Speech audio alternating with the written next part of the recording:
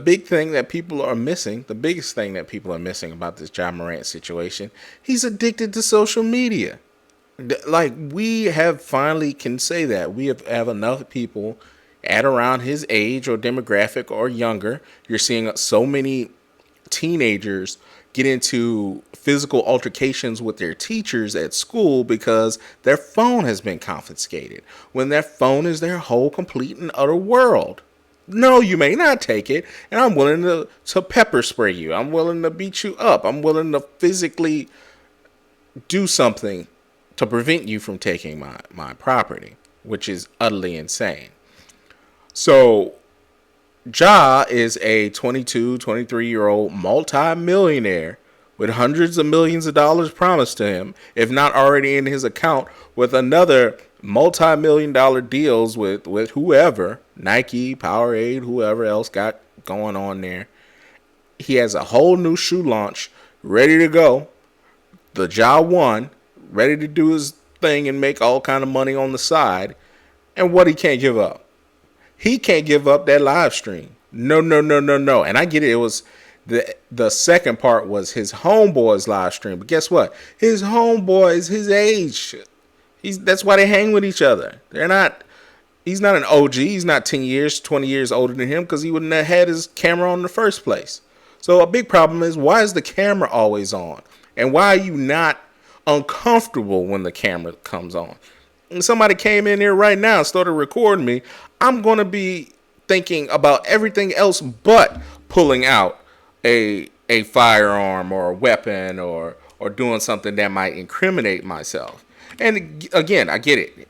He didn't incriminate himself. What I'm saying is, I'm not going to do any actions that might have me go against my employer. So we all work at jobs. So if we're on the internet saying all kind of crazy things or doing all kind of crazy things, our employer may have a problem with that. Our endorsers may have a problem with that. And if Ja doesn't want to play basketball, he feels like he's made enough money, he wants to be independent on his own and willing to do whatever he wants to do, there's no problem with that. Hey, bless you. You're going to lose all your endorsements, but you've made enough money to be your own man. And that's ultimately where you want to be. You want to do your own investments. You're not interested in having strategic partners. I'm a multimillionaire on my own. I got it. Because for the most part, you worked and got to that point by yourself, and you want to be your own man. If that's what you want to do, hey, I'm not going to be the one judging you. Not at all. The part I am going to judge you on, if you continue to want to be a basketball player, yeah, you don't have to be a role model, but you have to look in the mirror. And one of the things that the mirror is going to say is, you are addicted to social media. You are addicted to Instagram. You're addicted to IG Live. You're addicted to your followers. You're addicted to your numbers. You're addicted to acting a certain way when the camera's on and there's NBA YoungBoy playing in the background.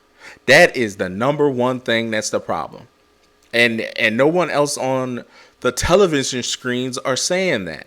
And it is what it is. The second problem is just America in sum, as far as the firearm issues go. We're a pack of just idiotic pistol toters who will challenge your right to humanity if we have an issue with you.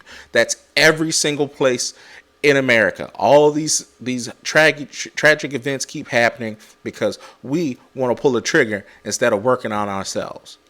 And yet, hey, we all got them. We all ready to go.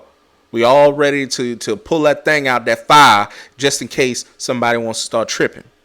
So, and even when nobody tripping, we just want to pull it out and wave it just to show, hey, if you want to trip, I got that thing on me too. I don't mean to emulate my boy Uncle Shannon, but it is what it is. So I think I want to reiterate and emphasize, I don't think Ja is in the wrong legally because he has not broken any laws. If he was in Tennessee, it's an open carry state.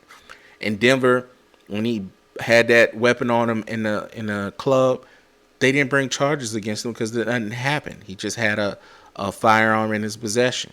But guess what? The big problem that people are going to say is, you're bringing down the brand of the league, bringing down You're doing conduct detrimental to the team. You work for an employer who happens to be a private employer, not a governmental employer. So there is no Second Amendment right to bear it and show it on your social media feed or your homeboy social media feed. So that's the big problem. And everyone's weighing in on suspension. Is it going to be 50 games, 100 games, whatever? The NBA is different now. It's not Daniel Stern anymore, and he did it. Not Daniel David Stern anymore. He did a great job with bringing the league to where it is currently. But he did not do so much of a great job, to me, in my eyes, of empathy and understanding the dynamic and the employees that works for him, such as the NBA dress code and just some of the policies that he's had before, some of the stances he had before. He had to be a disciplinarian. With Gilbert Arenas, he was crazy. Like, hey, I understand that standpoint, but I don't know if that's the same mo, the approach that the current Adam Silver has. I think Adam Silver is going to be a whole lot more empathetic, and what I mean by that, he's going to try to save that kid. And it has not. And let me just say this before I say that. I was going to say it has nothing to do with his talent level, but I'm not going to say that. It may have a small percentage of he's one of the young faces of the league, but I honestly think if he was a role player, a bench player, and they did that, I truly believe Adam Silver would take that into account and try to save that kid more than his talent. And I think the discipline, even though he went to him, even though he said, I'm talking about Ja, even though he went to the commissioner and said, I'm going to do all these things and I'm going to rehab, and ended up doing the same thing. I think he's going to take an approach to save this kid. And saving this kid may not be 100 or so games. So I'm saying all that to say is I think there's going to be a different approach on this one. I don't think suspending him 50 to 100 games to the season is going to necessarily save that kid. I really do think, it's the off season. He's going to have to put in a off the book regimen that the NBA is going to implement, and I really hope it's, hey bro, how about we gonna start with social media, and hey bro, how about you just hire security, and we're gonna be keeping tabs on you, and more of a interactive approach as far as making sure he doesn't need to interface with these platforms. It is obvious to me that this man is addicted to social media. So he's suspended indefinitely.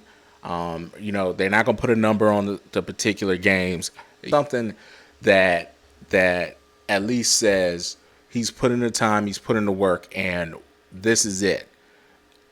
Usually it takes, I don't know, 90 days. It could be anywhere between 20 to 90 days, where depending on the severity of the habit, depending on the severity of the addiction, to actually break it and the person has meaningful change. So that real quick stint in Florida ain't gonna cut it, cuz. Ja Morant releases a very well-timed press release. It just so happens that Game 1 of the Western Conference Finals with LeBron, he releases a statement, meaning not a lot of people are going to see it until tomorrow. I know I've disappointed a lot of people who have supported me.